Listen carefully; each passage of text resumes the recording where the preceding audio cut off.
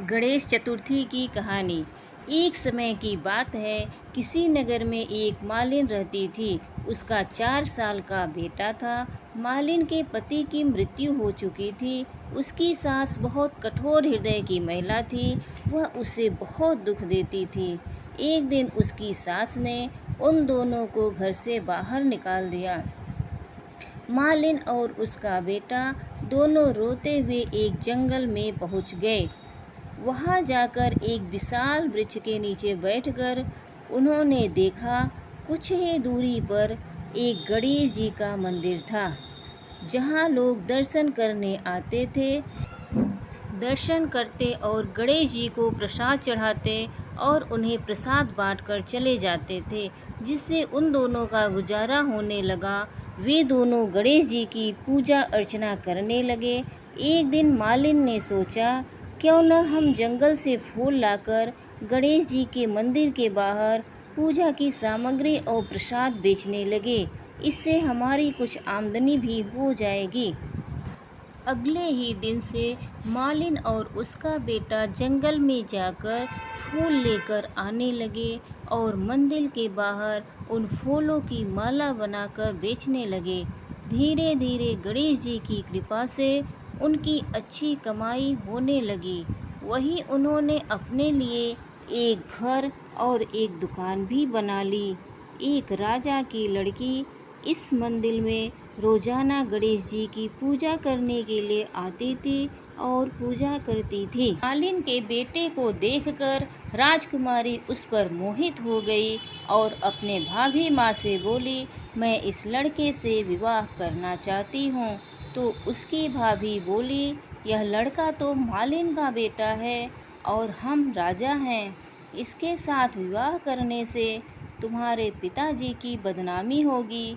लेकिन राजकुमारी बोली, मैंने तो प्रतिज्ञा कर ली है, मैं तो इसी से विवाह करूंगी। भाभी जी ने घर जाकर सारी बात अपने सास ससुर से कह दी। राजा इस विवाह के लिए तैयार हो गया। राजा धूमधाम से अपनी बेटी का विवाह मालिन के बेटे से कर दिया। मालिन सबसे पहले अपने बहू बेटे को गणेश जी के मंदिर में ले जाकर पूजा पाठ करवाने लगी और गणेश जी से आशीर्वाद दिलवाया।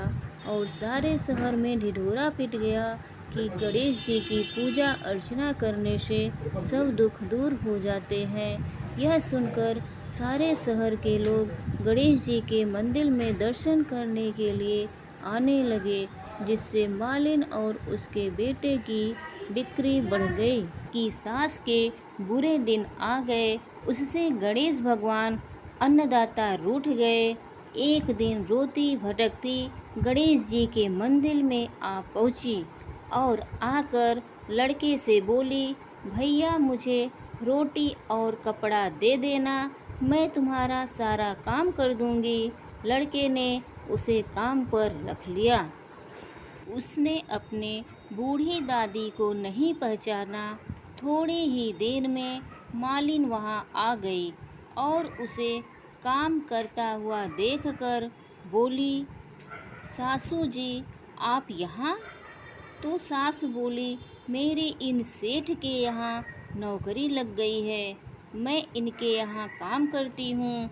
बहू बोली, सासू जी ये आपका पोता है, आप ही का घर है, आप ही की दुकान है।